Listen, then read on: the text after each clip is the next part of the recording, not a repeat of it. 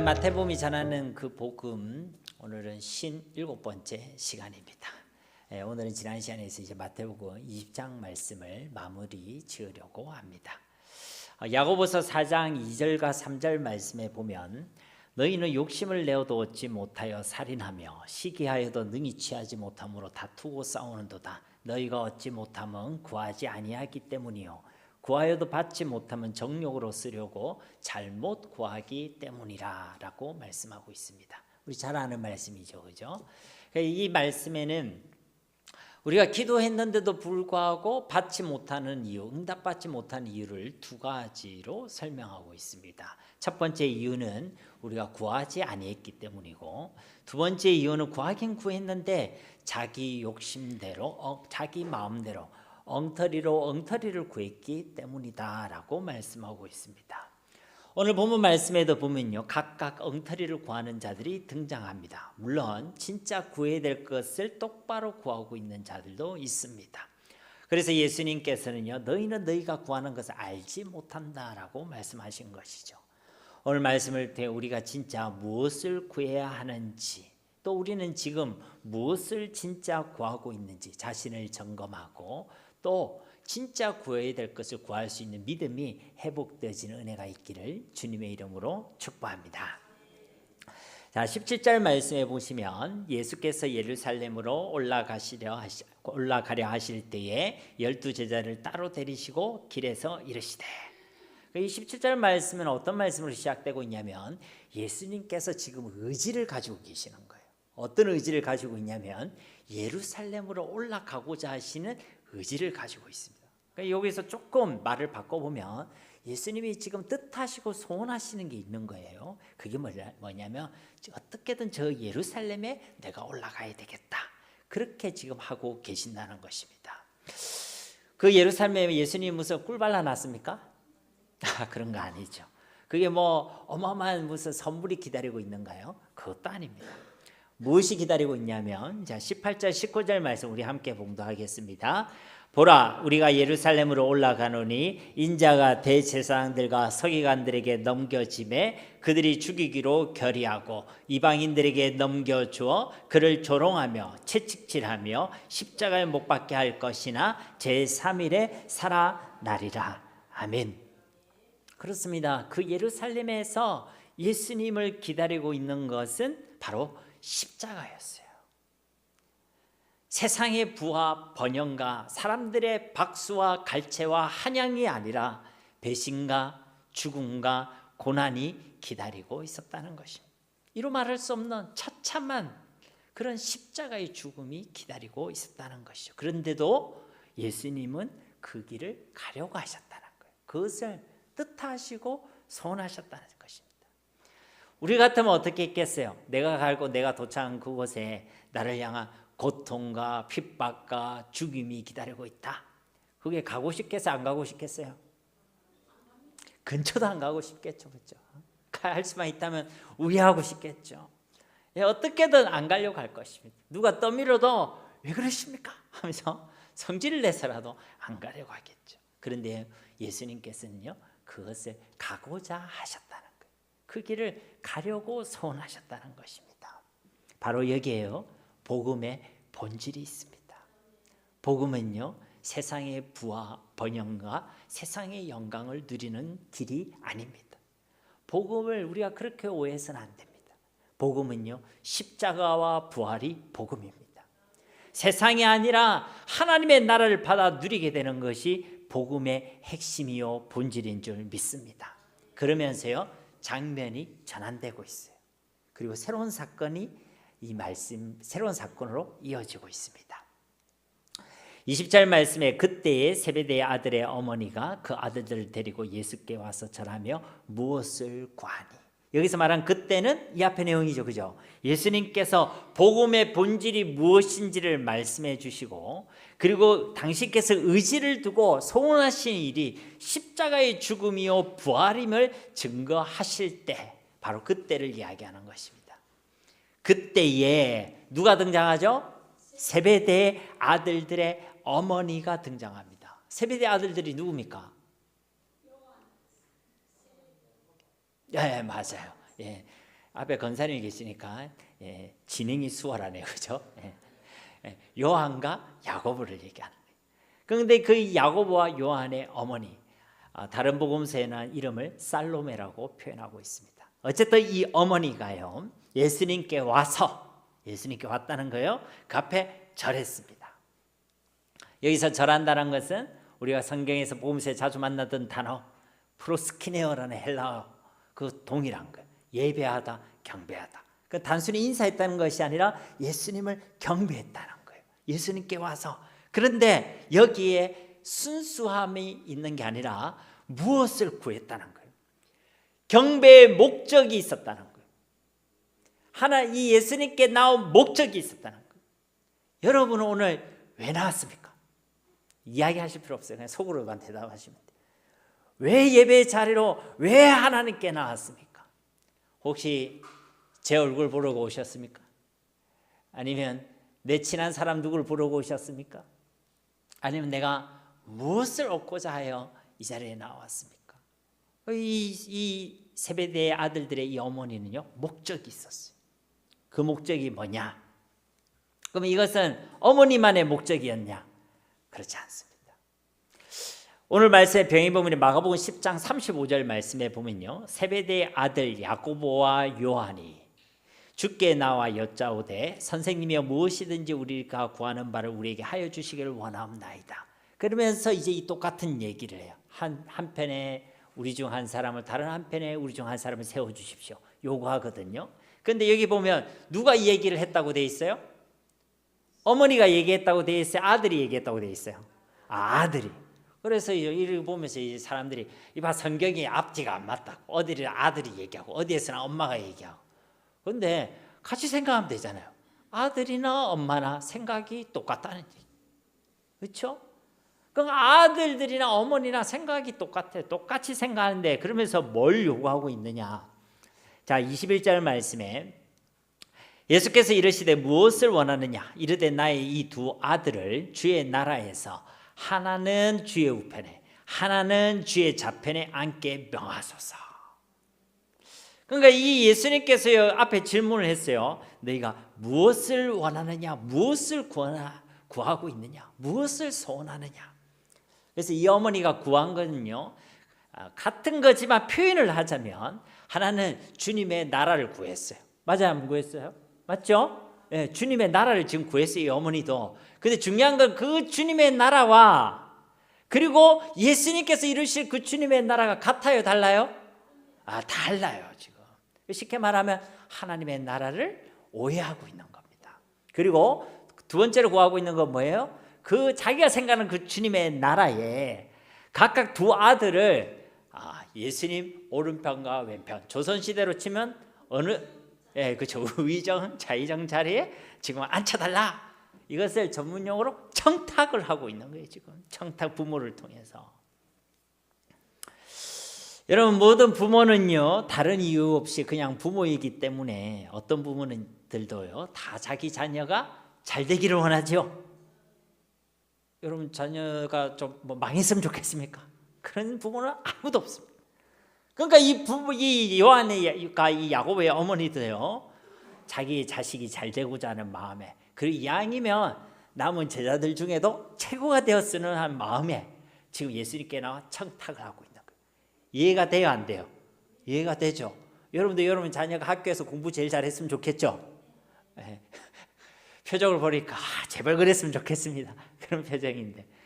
그러니까 다 세상 사람보다 더 좋은 집에 살았으면 좋겠고, 좋은 직장에 좋은 봉급 받으면서 그렇게 살았으면 좋고자 하는 마음이 부모이기 때문에 다 있다는 거예요. 그래서 이 요한과 이 야고보의 어머니도요, 그런 마음을 가지고 예수님께 나왔어요. 그리고 예수님께 절했습니다. 예수님께 경배했습니다. 그런데 문제는 뭐냐면요, 이 어머니와 그들이요, 이 하나님의 나라를 오해하고 복음을 오해하고 있었다는 거예요. 그래서 이들은 예수님을 통해서 예수님을 얻고자 한 것이 아니라 예수님을 통해서 자기를 구하고 있었던 것입니다. 예수님을 믿는다는 것은 자기를 부인하는 길인데 오히려 이들은요, 예수님을 통해서 자기를 얻고자 했어요. 세상을 얻고자 했습니다. 이들의 마음은요, 예수님을 통해 이룰 저 하나님의 나라에 있던 것이 아니라 이 땅에 있었던 것. 이 땅의 높은 자리, 이 땅의 명예, 이 땅의 부와 번영. 그래서 세상을 얻으려고 예수님께 나왔습니다. 우리로 치면 예배를 드려도 세상을 얻으려고, 기도를 해도 세상을 얻으려고, 헌신과 봉사를 해도 세상을 얻으려고 그렇게 하고 있었다는 거예요. 근데 이들은 그렇게 할 수밖에 없었어요. 왜 그렇게 할 수밖에 없었냐? 예수님을 몰랐습니다. 복음을 몰랐어요. 우리가 진짜 복음을 모르면 우리는 세상의 마음을 빼앗기게 되어 있습니다. 그렇게 얘기할지 모르겠어요. 목사님, 나 예수님 아는데요. 나 예수님 만났는데요. 이들도 예수님 알고 예수님 만났습니다. 우리보다 더 예수님에 대한 정보를 많이 알고 있겠죠. 예수님 눈이 어떻게 생겼으며, 코는 어떻게 생겼으며, 입은 어떻게 생겼고, 말에 있는 습관은 어땠고, 우리보다 더 잘 알고 있었겠죠. 그런데도 이들은요, 예수를 온전히 알지 못했습니다. 예수님이 증거하고자 하시는 그 복음의 본질이 뭔지, 예수님께서 이루시고자 하시는 그 하나님의 나라의 본질이 뭔지 이들은요, 오해했다는 거예요. 분명히 예수님께서는 앞서 17절에서 19절 말씀을 통해 복음에 대해서 분명하게 말씀해 주셨죠. 복음은 십자가의 죽음과 부활이다. 그게 바로 복음이라고 말씀해 주셨습니다. 그렇게 죄를 위하여 예수 그리스도께서 세상 죄를 대신 지시고 저 십자가에서 죽으시는 것, 그리고 그 죄와 저주와 사탄의 권세에서 우리를 완전히 해방시켜 주시 이기셨다는 증거로 사흘 만에 다시 살아나신 것, 바로 그분이 예수 그리스도이심을 증거하는 것이 복음이다라고 말씀해 주셨다는 거예요. 복음은 이 땅에서 우리에게 성공하는 법을 알려주는 것이 아닙니다. 제가 좀 제일 싫어하는 책 제목이 있는데요, 잘 되는 나라는 책입니다. 저는 그것이 복음이라고 생각하지 않습니다. 부자가 되는 법, 복음이 아닙니다. 건강하게 사는 법, 복음이 아닙니다. 성경이 증거하고 있는 복음, 그 복음을 통해 우리가 받아 누리게 되는 그 복음의 본질은요, 하나님의 나라인 줄 믿습니다. 그게 답이 내려지지 않으면, 세상에 없으면요, 믿음이 없는 것처럼 생각해요. 세상의 것을 많이 가지면 저 사람 어떻게 저렇게 예수님을 잘 믿다가 복을 받았지? 이렇게 생각한다고요. 그 가정에 큰 아픔과 상처가 있으면 저 사람 뭐가 지은 죄가 많아서 그런가 보다, 그렇게 생각합니다. 복음을 오해해서 그렇습니다. 반은 맞을 수 있죠. 예수님 잘 믿어서 하나님께서 은혜를 주시고 복을 주실 수는 있겠죠. 그러나 때로는 가난하기도 하시고, 때로는 내게 주신 것을 가져가기도 하시고, 때로는 내 삶 가운데 상처와 아픔을 겪음하기도 하시고, 믿음이 없어서 그런 게 아닙니다. 그럼 왜 욥은 어려움을 당했습니까? 왜 믿음의 조상들은 어려움을 당했고 그 수많은 믿음의 선진들은 순교하고 핍박을 받았습니까? 우리의 삶의 목적은 부자 되는 게 아니에요, 여러분. 하나님과 함께함을 누리는 것이고, 하나님이 함께 하시기 때문에 있으나 없으나 우리의 매일의 삶이 하나님의 나라가 되어지는 것을 경험하는 자들이 하나님의 백성들이요, 복음을 깨달은 자의 삶인 줄 믿습니다. 그럼 복음을 오해하지 마시기 바랍니다. 이게 우리가 예수님을 어떻게 알고 믿느냐가 우리 삶과 신앙의 내용이 완전히 달라집니다. 하염없이 낙심하고 하염없이 영적 자존감이 낮은 채로 이 땅을 살아갈 수도 있고, 복음을 이해하고 그 은혜에 감사하고 감격하고 기쁨 가운데 이 땅을 살아갈 수도 있습니다. 저는 우리 성도님들이 진짜 이 복음을 오해하지 않고 이 복음을 믿어서 매일의 삶을 하나님의 나라를 누리며 살아가는 자들이 되기를 주님의 이름으로 축복합니다. 여러분, 그것을 소원하시기 바랍니다. 여러분, 하나님, 세상의 것은요, 있다가도 없어지는 것입니다. 하나님께서 넘치도록 부어주실 때도 있고 또 그것을 가져가실 때도 있습니다. 그러나 하나님께서 우리에게 주신 그 복음의 은혜, 그 하나님의 나라의 은혜는 영원한 줄로 믿습니다. 그것은요, 변함이 없는 거예요. 그래서 예수님께서요, 이 제자들에게, 그 어머니에게만 묻고 계신 것이 아니라 우리에게도 묻고 계시는 거예요. 너희는 지금 무엇을 원하느냐? 무엇을 소원하고 있느냐? 어디에 마음을 두고 어디에 소망을 두고 있느냐? 그것을 묻고 계신다는 것입니다. 여러분, 하나님의 나라를 구하시기를 주님의 이름으로 축복합니다. 여러분, 예수님 한 분만이면 충분해요, 안 충분해요? 네. 따라해 봅시다. 예수님 한 분이면 충분합니다. 아멘. 예, 이게 하나님께서 부어주시는 자족의 은혜예요. 자족의 은혜입니다.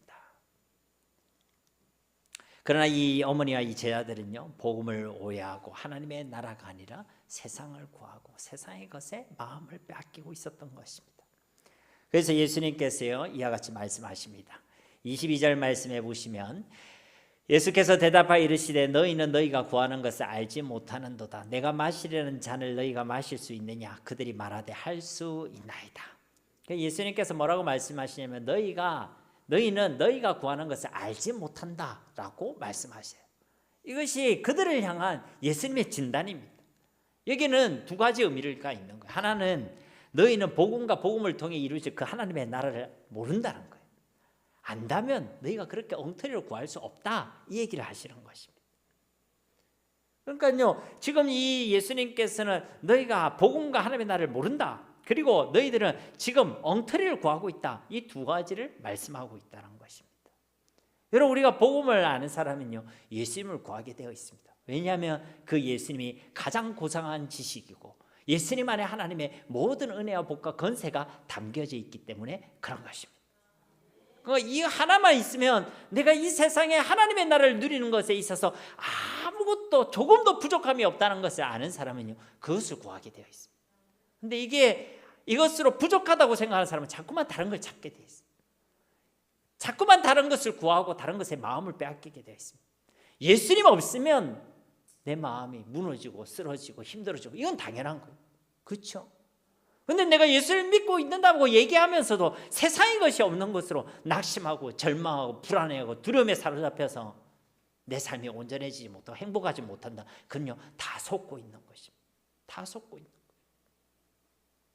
아무것도 없더라도 우리 주님을 통해 하나님과 함께하는 그 삶을 우리가 누리기 때문에 궁궐이나 빈들이나 초막이나 그 어디에서도 하나님의 나라를 고백할 수 있는 저와 여러분이 되기를 간절히 소망합니다. 그런데 이들은요, 예수님과 그렇게 가까이 있으면서도, 예수님을 그렇게 따라다니면서도, 겉으로 볼 때는 완전 예수의 사람들 아닙니까? 그죠? 그런데도 이들은 예수님을 제대로 알지 못해서 하나님의 나라를 오해해서 엉뚱한 것을 구하고 엉뚱한 것에 마음을 빼앗기고 있었다는 것입니다. 그래서 예수님이 다시 묻고 있죠. 내가 마시려는 잔을 너희가 마실 수 있느냐? 예수님이 마시려는 그 잔은 무슨 잔입니까? 예, 고난과 죽음의 잔이에요. 십자가의 잔입니다. 그런데 이들은 그 잔을 뭐라고 생각했습니까? 그 잔에 세상의 부와 번영이 담겨져 있는 축배의 잔으로 생각했던 거예요. 그러니까 예수님이 그 잔을 제안하니까, 예, 우리는 그 잔을 마실 수 있습니다. 그 잔 주기를 원합니다. 그렇게 얘기하고 있는 거예요. 그래서 이들이 뭐라고 얘기하죠? 할 수 있습니다. 확신차게 대답했죠. 그런데 막상 그들 앞에 이 잔들이 주어졌습니다. 예수님이 잡혀가시던 밤에, 예수님께서 십자가에 달리시는 그때에 그 잔이 주어졌어요. 이제 이 고난의 잔, 주님이 마시는 그 잔이 그들에게 주어졌을 때 그들은요, 다 도망했습니다.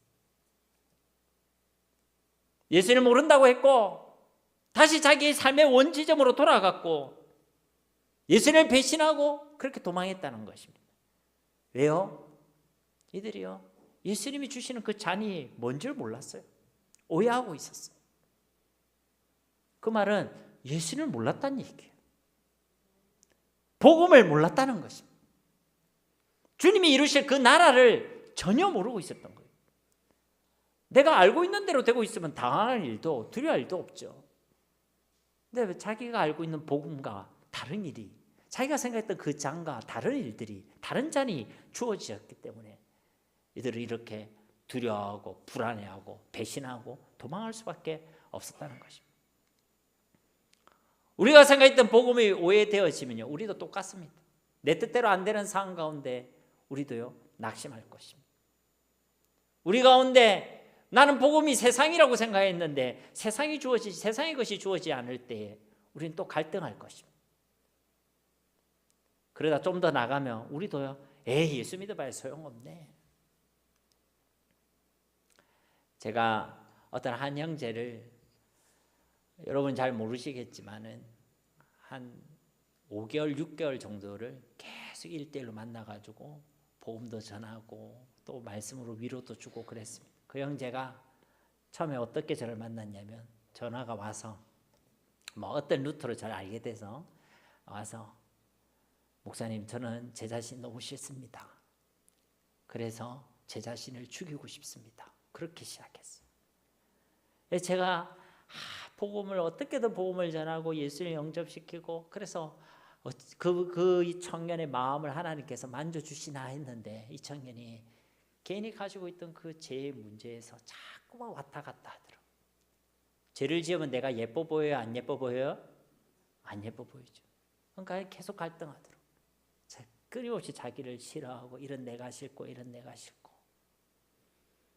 자꾸만 복음을 얘기하고 주님의 사랑을 얘기했음에도 불구하고 그때뿐이었던 것 같아요. 나중에 이 형제가 더 어려움이 생기니까 결국 저한테 카톡이 와서 하나님을 부정하는 글을 딱 보내더라고요.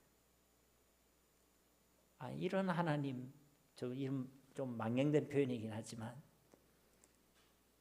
이렇게 나의 문제를 해결하지 못하는 하찮은 하나님을 난 믿을 수 없습니다. 그렇게 얘기하더라고요. 제가 그 마음을 듣고 화가 난 게 아니라 너무 마음이 아팠습니다. 우리가 주님의 사랑을 모르고 복음을 알지 못하면요, 내가 생각했던 상황과 다른 그 상황과 환경 속에서 우리 하염없이 절망할 수밖에 없습니다. 처음에는 버티죠. 그래도 하나님이실 거야. 그래도 하나님은 완전하실 거야. 하나님 무슨 계획이 있겠지. 하나님 무슨 뜻이 있겠지 하고 버티는데요. 그것이 믿음이 아니라 그리스도의 복음을 아는 그 지혜로서 내가 참된 지혜로서 버티는 것이 아니면요, 한계에 다 부딪힙니다. 예수 믿어봐야 소용없네. 하나님의 사랑, 하나님의 전능하심은 나의 이 문제도 해결해 주지 못하는 하찮은 전능하심이네. 우리도 그렇게 망령된 표현을 사용할 수 있습니다. 실족할 수 있습니다. 여러분, 우리가요 진짜 복음을 바로 알아야 돼요. 진짜 예수님을 바로 알아야 돼요.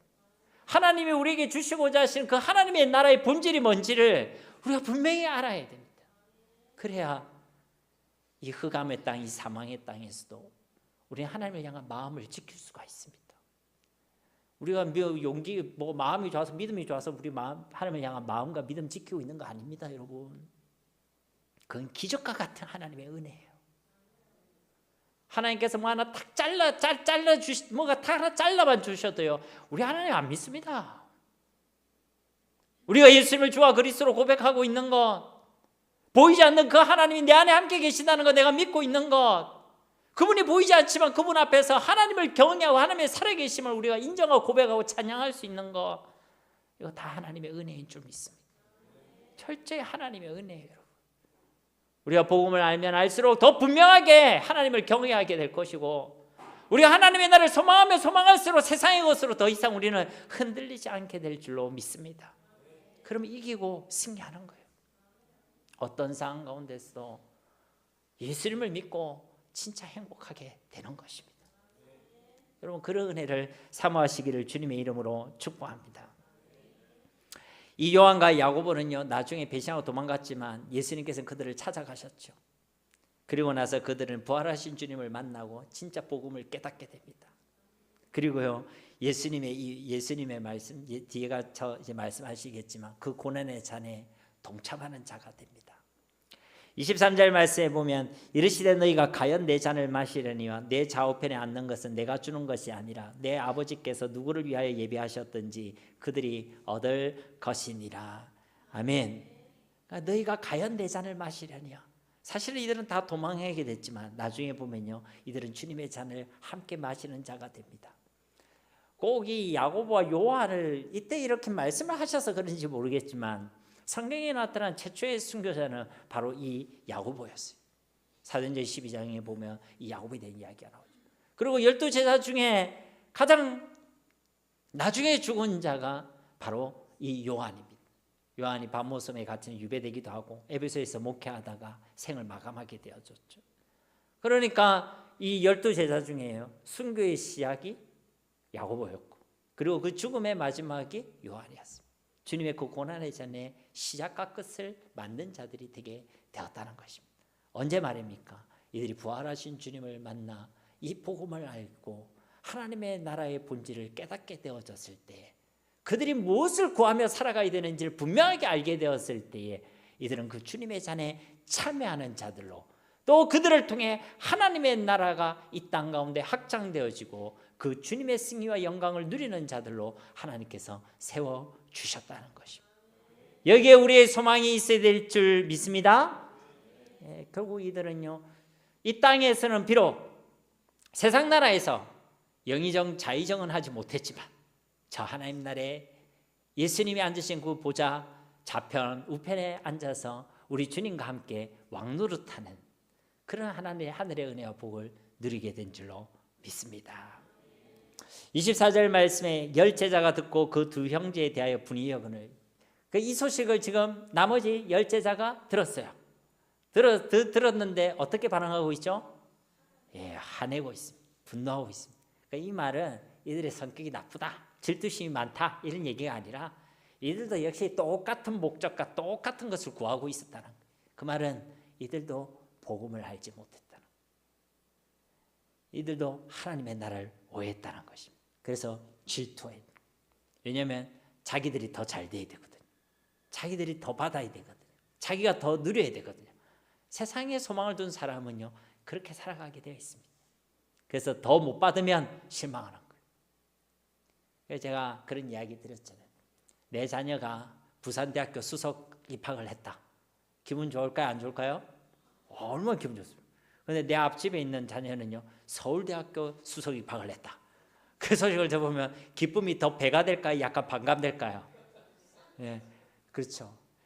그런데 그전에 제가 대학을 폄하하는 거 아니지만 그전에는 동원과학대 장학생들만 들어가도 너무 우리 애가 장학생이다 이랬는데, 누가 저기 다른데 서울대학교 장학금 받고 들어갔다 하면 부럽고 우리 애는 좀 못나 보이고 그럴 수 있다는 거예요. 여러분, 이제 그럴 사람 아무도 없겠지만, 그러니까 이 사람들이 세상의 마음에 드는 사람들은요, 세상에 있는 것을 항상 다른 사람과 비교하게 되어 있습니다. 그러면 행복할까요? 불행할까요? 불행합니다. 내가 받은 복음, 내가 받은 하나님의 은혜를 아는 사람은요, 비교하지 않습니다. 왜냐하면 그것으로 충분하기 때문에. 사람을 보며 세상을 볼 때 나는 만족함이 없었네. 그러나 나의 하나님, 그분을 뵐 때 나는 만족하겠네. 그분이 나와 함께 하심을 내가 복음을 알며 그 안에서 만족함을 누리는 거예요. 그게 복음을 깨달은 자가 누리는 축복인 줄 믿습니다. 25절 말씀에 예수께서 제자들을 불러다가 이르시되 이방인의 집권자들이 그들을 임의로 주관하고 그 고관들이 그들에게 권세를 부리는 줄을 너희가 알거니와. 예수님께서 뜬금없이 이방 나라에 대한 이야기를 제자들에게 하고 계십니다. 그리고 그 이방 나라들은요, 집권자들이, 고관들이 자신의 권세와 자신의 힘들을 통하여 그 나라를 세우고 그 나라를 통치한다는 것을 말씀하시죠. 여기서 이 이방 나라를 이야기하는 이유는요, 이 이방 나라가 예수님을 통해 이루어질 그 하나님의 나라와 대조되는 의미를 가지고 있기 때문에 그런 것입니다. 그러니까 이 이방 나라의 이야기를 굳이 꺼내시는 이유는 이 제자들이 구하는 것이 하나님 나라가 아니라 이방 나라를 구하고 있다, 이 얘기를 지금 하고 계시는 거예요. 그래서 이 제자들도 세상의 집권자들과 고관들과 같이 되기를 원하고 있었던 거예요. 세상의 힘을 가지고 세상에서 떵떵거리며 다른 사람들 위에 올라가서 건세 부리고 그 권력을 나타내기를 그렇게 소원하고 있었다는 것입니다. 그래서 이 이야기를 지금 꺼내는 거예요. 너희들이 구하고 있는 게 하나님 나라가 아니다. 너희들은 지금 이방 나라, 세상 나라를 구하고 있다. 그 얘기를 하고 계신다는 거예요. 그러니까 우리가요, 자꾸만 착각하는 것이 있습니다. 여러분, 세상은요, 세상의 힘과 능력과 권력으로 세워지는 것이 아닙니다. 하나님의 나라는 그렇게 세워지는 게 아니에요. 그런데 우리는요, 자꾸만 착각합니다.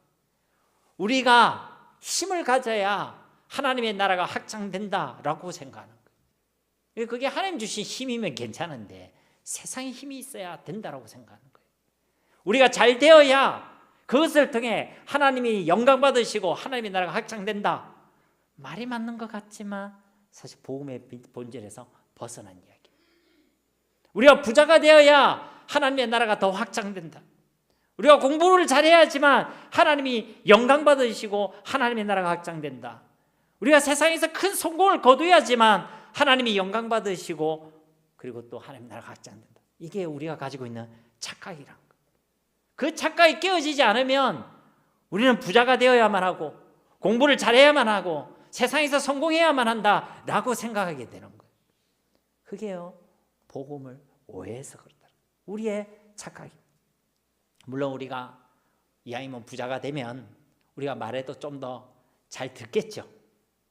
아니, 노숙자가 와서 여보시오, 당신 행복하십니까? 이리 말하면 누가 듣겠습니까?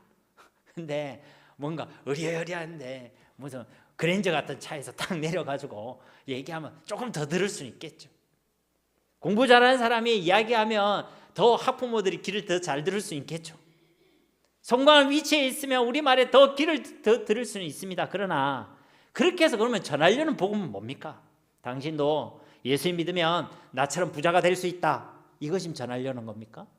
당신도 예수 믿으면 나와 같이 좋은 대학, 좋은 직장을 얻을 수 있다, 당신도 예수 믿으면 나와 같이 세상에서 떵떵거리며 성공할 수 있다, 이것이 전하려는 것입니까? 복음은 예수 믿고 이 땅에서 잘 되는 나를 전하는 게 아니라는 거예요. 복음은 예수님을 전하는 것입니다. 복음은 예수님이에요. 그렇지 못하면요, 부자가 되지 못하면요, 위축됩니다. 그런 일 많잖아요. 가족들은 다 잘 사는데 나는 힘들고 어려운 상황에 있다. 근데 가족들은 예수님 안 믿고 나는 예수 믿고 있다. 그럼 가족들 앞에서 예수님 이야기하는 게 편하게 해서 위축되겠어요? 위축되죠. 가난하고 공부를 잘하지 못하면 자꾸만 부끄러움 속에 있어야 돼요. 똑똑한 사람 만나면 기가 죽는 거예요. 박사 만나고 이러면 나는 고등학교도 겨우 나왔는데 예수님 믿으라면 듣겠나 싶죠. 복음은요, 우리의 잘난과 우리의 잘됨에 달려있는 게 아닙니다. 우리 말의 현란함과 우리 말의 능력에 달린 게 아닙니다. 성령의 권능과 그 권능의 나타나심으로 이 복음에 간절한 손을 두고 있는 주님의 백성들, 증인들의 걸음과 그 입을 통해서 이 복음은 증거되고 하나님의 나라는 확장되게 되는 줄로 믿습니다. 자꾸만 내가 복음 믿고 잘 되는 나, 그게 복음이라고 생각하면 안 된다는 거예요. 복음은 예수님이시고 우리 주님의 십자가 부활이 복음인 줄 믿습니다. 그 복음을 통해 우리가 얻게 되는 본질은 이 땅, 이 세상이 아니라 하나님의 나라입니다. 이 땅에서 하나님의 나라를 누리는 것이고 죽음 뒤에서도 이 하나님의 나라를 누리는 것이고 영원히 변치 않는 그 하나님의 나라를 누리는 것이 이 복음이 우리에게 주시는 유익이요 선물이요 은혜인 줄 믿습니다. 그럼요, 있으면 감사하고 없어도 감사하고, 그렇죠? 잘 돼도 하나님 나라 안에서 기뻐하고 또 못 돼도 하나님 나라에서 기대하고 소망하고 인내하고, 그게 하나님의 나라를 누리는 자들의 특징입니다.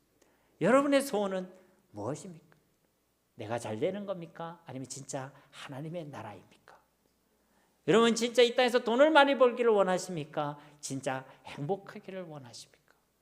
여러분 주님을 구하고 복음을 구하고 하나님의 나라를 구하시기를 주님의 이름으로 축복합니다. 26절 27절 말씀에 너희 중에는 그렇지 않아야 하나니 너희 중에 누구든지 크고자 하는 자는 너희를 섬기는 자가 되고 너희 중에 누구든지 으뜸이 되고자 하는 자는 너희 종이 되어야 하리라. 예수님께서 이 얘기를 왜 하십니까? 너희만큼은 그렇게 되지 마라. 이방 나라 이야기를 하면서 너희만큼은 그렇게 되지 마라. 세상을 구하거나 세상에서 잘 되는 나를 구하거나 그렇게 하지 말라. 그래서 너희 중에 크고자 하는 자들, 으뜸이 되고자 하는 자들에게 하나님께서 말씀하고 있는 것이죠. 너희는 그러면 안 된다 라고 하시면서 하시는 말씀이 바로 섬김에 대한 말씀을 주시고 계십니다. 너희는 섬김의 삶을 살아야 한다. 근데 이 섬김의 본질은 뭡니까? 남에게 헌신하고 봉사하는 그걸 얘기하는 게 아니에요. 이 섬김은요, 오늘 말씀해 보면 이 주님은 이 섬김을 통해 이 땅에 하나님의 나라를 세워가고 계시거든요. 우리가 봉사하는 것 중요하고 너무나 귀한 일이지만 봉사한다고 하나님의 나라가 확장되는 게 아닙니다. 이 섬김의 본질을 잘 보여주시면 바로 예수님이에요. 28절 말씀 우리 함께 봉독하겠습니다. 인자가 온 것은 섬기를 받으려 함이 아니라 도리어 섬기려 하고 자기 목숨을 많은 사람의 대속물로 주려 함이니라. 아멘. 예수님께서 이 땅에 오신 목적이 섬김이래요. 그리고 그 섬김의 내용은 뭡니까? 자기 목숨을 많은 사람의 대속물로 주려 함이라. 여러분 뭐가 생각나죠? 왜? 십자가. 그래서 이 말씀을 시작하기 전에 앞에 3절 17절에서 19절 말씀에 예수님이 십자가를 얘기하셨어요. 십자가.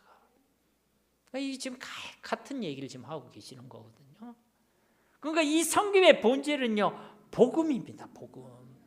복음이에요. 복음. 예수님의 오심과 그분의 모든 사역들, 그리고 그분의 죽음까지도 예수님의 그 모든 삶과 사역은요, 세상을 향한 섬김이었고 세상을 향한 희생이셨습니다. 하나님이신 그분이 자기를 비워 종의 형체를 가지고 이 땅에 오신 것도 세상을 향한 섬김이셨어요. 그 예수님께서 쉬지 않고 온 땅을 돌아다니면서 낮은 자들, 소외된 자들, 어려운 자들, 병든 자들, 그리고 작은 자들을 향해 나아가셨던 그 걸음도 다 섬김의 사역이었습니다. 죄 없으신 그분이 죄인데 우리를 위하여 고난받으신 것도, 저 십자가에서 죽기까지 순종하신 것도 다 우리를 향하신 하나님의 사랑이요, 세상을 향한 주님의 섬김인 줄 믿습니다. 그 사랑으로, 그 섬김으로 저와 여러분이 이 구원의 은총을 받아 누리게 되어졌고, 그 섬김과 그 사랑으로 우리가 이 세상 가운데 하나님의 나라가 임하게 된 것입니다. 이 섬김의 길에 저와 여러분을 초청하고 계시는 것입니다. 우리가 주님을 믿는다는 것, 우리가 주님을 따른다는 것의 그 본질이 바로 십자가의 길이고 섬김의 길임을 우리에게 분명하게 말씀해 주고 계시는 것입니다. 우리는요, 그렇기 때문에 이방 나라를 구하는 자들이 아니라 하나님의 나라를 구하고, 세상에 많은 사람이 따라가는 자들이 아니라 이 주님의 길을 걸어가는 자들, 세상에 군림하는 자들, 세상에 힘을 가진 자들이 되려고 하는 것이 아니라 이 세상을 섬기는 자들, 세상의 축배의 잔을 들려는 자들이 아니라 주님의 잔에 참여하는 자들이 되어야 할 줄 믿습니다. 이들이 예수님을 따라가는 제자들인 것입니다. 이들을 통해 하나님의 나라가 이 땅에 이루어지는 것이고, 이들의 삶에는 하나님의 나라를 누리는 축복과 은혜가 있게 되는 것입니다. 하늘에 영원한 상급이 있는 줄로 믿습니다. 이제 오늘 본문의 마지막 단락이라 할 수 있는 29절에서 34절 말씀을 우리가 살펴보고자 합니다. 오늘 본문 말씀을 유심히 보면요, 세 부류의 사람이 등장하고 있습니다. 첫 번째 단락인 17절과 19절에 보면 대제사장들과 서기관들이 등장합니다. 이들은 자기의 기득권을 위해 예수님을 반대하고 예수님 없이 그것을 유지하고 보존하고 얻고 쟁취하였던 자들이었습니다. 그래서 예수님을 반대하고 예수님을 죽이기로 결의했습니다. 그러니까 이들이 구한 것은요, 예수님 없이 예수님을 반대해서 자기의 이권과 기득권을 가지려고 했다는 것입니다. 세상을 구하던 자들이었어요. 두 번째 단락이 20절에서 28절 말씀에는 요한과 야고보, 그들의 어머니와 10명의 제자들이 등장합니다. 이들은 예수님을 받아들인 자들이고 겉으로 볼 때 예수님을 따라가고 있던 자들입니다. 그런데 이들에게는 목적이 있었어요. 이들은 예수님을 통해 자기의 잘됨을 구하고 세상을 구하는 자들이었습니다.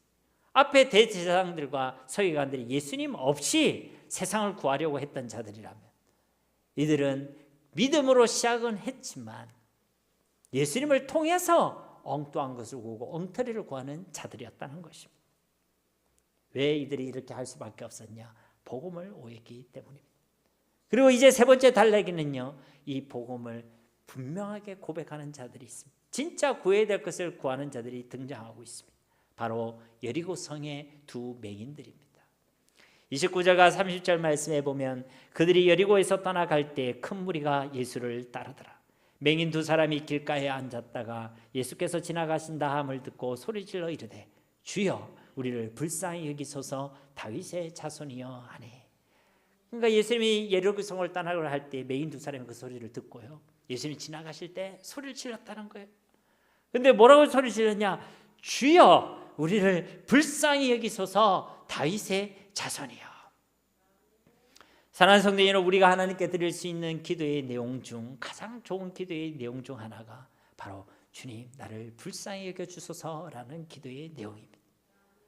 여러분 중에 아마 이런 기도를 하고 계실 거예요. 주님 우리를 불쌍히 여겨주십시오. 나를 긍휼히 여겨주십시오. 어떻게 보면 쉬운 기도 같지만요, 사실은요 아무나 할 수 있는 기도가 아닙니다. 앞에 대제사장들이나 서기관들처럼 자신이 지식이 있다고 생각하고 힘이 있다고 생각하고 아직 내 힘으로 충분하다고 생각하는 사람은요, 이런 기도 안 합니다. 뭘 나를 불쌍히 여겨달라고 합니까? 자기가 어렵고 아직도 내가 대단하다고 생각하는 사람은요, 나를 불쌍히 여겨달라고 이야기하지 않습니다. 이 제자들처럼 세상의 마음을 빼앗긴 사람, 이 복음을 오해하고 예수를 모르는 사람도 역시 나를 불쌍히 여겨달라고 할 수 없습니다. 물론 따라할 수는 있습니다. 그냥 이야기할 수는 있습니다. 그러나 진정한 마음으로 나를 불쌍히 여겨주소서라는 이 기도는요, 하나님 앞에서 내가 아무것도 할 수 없음을 고백할 때, 내가 하나님 앞에서 정말 죄인임을 고백할 때, 나에게는 어떤 의도 없음을, 어떤 하나님의 은혜와 복을 받을 자격이 없음을 내가 깨닫고 있을 때, 내게는 어떤 수단과 방법이 없을 때 나를 구원해 주실 분이 오직 예수님밖에 없음을 우리가 믿고 확신할 때, 우리는 하나님 앞에 이 고백을 하게 되는 거예요. 주님, 나를 불쌍히 여겨주십시오. 그 국률이 아니면 우리가 은혜 받을 자격이 없으니까. 주님이 나를 불쌍히 여겨주시지 않으면 내가 하나님의 그 구원과 그 승리를 누릴 만한 그 무엇도 눈꼽만큼도 없기 때문에. 그러니까 우리는 하나님 앞에 얘기할 때, 하나님 내가 이만큼 했으니까 이것 좀 해주세요, 이런 얘기 못한다는 거예요. 하나님 나를 어찌든지 불쌍히 여겨주십시오. 나를 긍휼히 여겨주십시오. 여러분, 이들은요, 예수님을요, 주와 다윗의 자손이라고 고백하고 있습니다. 여러분, 이것은요, 정확하게 예수님을 고백하고 있는 거예요. 마태복음에 예수님을 소개하는 핵심적인 표현 중에 하나가 바로 다윗의 자손입니다. 구약으로부터 예언됐던 그 메시아, 즉 그리스도가 바로 예수님이십니다 라고 고백하는 것이고, 그분이 나의 주라고 고백하고 있는 것입니다. 이들은요, 복음을 고백하고 복음을 구하고 예수님을 구하고 예수님의 긍휼을 구하고 있다는 것이죠. 31절 말씀도 보시면, 무리가 꾸짖어 잠잠하라 하되 더욱 소리질러 이르되 주여 우리를 불쌍히 여기소서 다윗의 자손이여 하는지라. 사람들의 시선과 비난에도, 환경과 상황이 달라지고 더 어려워져도 그들은 더욱 소리를 내서 예수님과 그분의 긍휼을 이와 같이 간절히 구하고 있는 것입니다. 더욱 소리 질러서 주여 우리를 불쌍히 여기소서 다윗의 자손이여. 그 결과가 어떻게 되었습니까? 이들은 이 예수님을 통해 그 주님의 긍휼을 경험하고 그들은 이전과는 완전히 달라진 새로운 삶을 살아가게 된 것입니다. 32절에서 34절 말씀 우리 함께 읽겠습니다. 예수께서 머물러 서서 그들을 불러 이르시되 너희에게 무엇을 하여 주기를 원하느냐? 이르되 주여 우리의 눈뜨기를 원하나이다. 예수께서 불쌍히 여기사 그들의 눈을 만지시니 곧 보게 되어 그들이 예수를 따르니라. 아멘. 제자들에게 물으셨듯이 예수님께서도 그들에게 물으셨습니다. 너희에게 무엇을 하여 주기를 원하느냐? 너희는 무엇을 구하느냐? 이들이 주여 우리의 눈이 띄어지기를 원합니다. 단순히 이들이 개인의 건강 회복을 두고 기도한 것이 아닙니다. 이들은 주님의 긍휼을 구했고 예수님 그 자체를 구했습니다.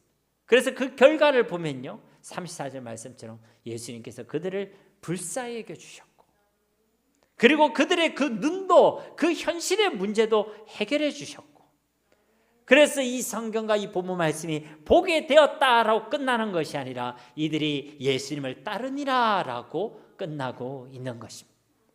세상이 목적인 사람은 세상을 구하고 세상을 따라갑니다. 돈이 목적인 사람은 돈을 구하고 돈을 따라가게 되어 있습니다. 사람이 목적인 사람은 사람을 구하고 사람을 따라가게 되어 있습니다. 그러나 예수님이 목적인 사람은, 예수님이 복음이라고 믿는 사람은 예수님을 구하고 예수님을 따르게 되어 있는 줄 믿습니다. 여러분, 말씀을 맺도록 하겠습니다. 오늘 설교 제목이 너희는 너희가 구하는 것을 알지 못하는도다입니다. 이 말씀은 너희는 너희가 진짜 구해야 될 것을 알지 못한다라고 말씀하고 있는 것입니다. 오늘 본 말씀에는 세 부류의 사람들이 등장했습니다. 대제사장들과 서기관들처럼 예수님을 아예 거부하고 자기를 구하고 세상을 구하는 자들이 있었고, 또 예수님의 자들처럼 예수를 믿고 예수님을 따라가고 예수님을 경배하고는 있지만 예수님을 모르고 복음을 오해하여 예수님을 통해 세상을 구하는 자들도 있었습니다. 마지막으로 여리고성의 그 두 맹인들과 같이 예수님이 누구인지를 정확히 알고 그분의 긍휼을 구하는 자들도 있었습니다.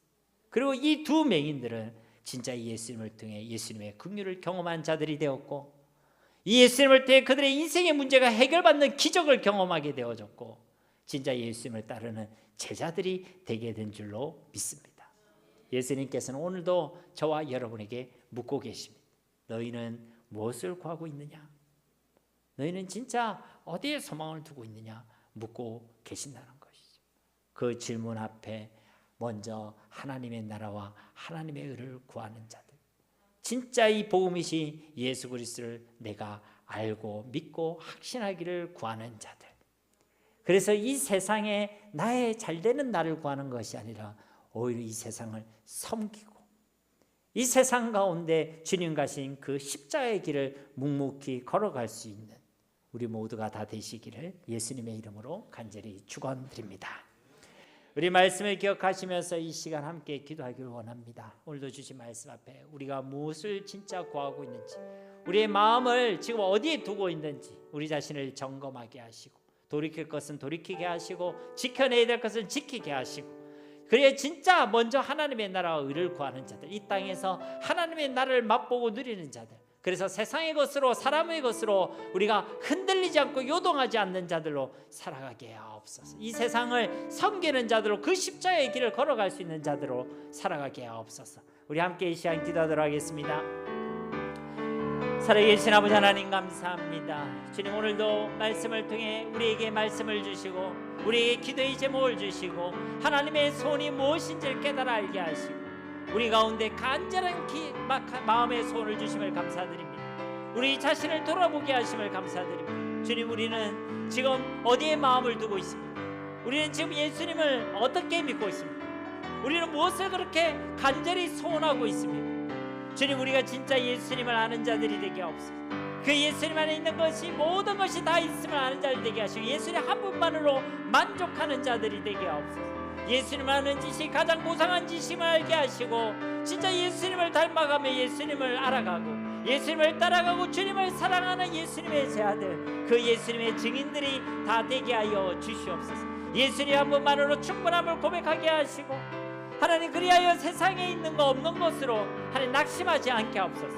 예수님을 부족하다 여기지 않게 하시고 하나님이 인색한 하나님이라고 오해하지 아니하게 하시고 주님 베푸신 그 은혜의 풍성을 매일의 삶 가운데 경험하게 하셔서 어떤 삶과 어떤 환경 가운데서 요동하지 않는 인생, 흔들리지 않는 인생, 주님을 향한 마음과 믿음을 지켜나갈 수 있는 복된 주님의 백성들이 다 되게 하옵소서.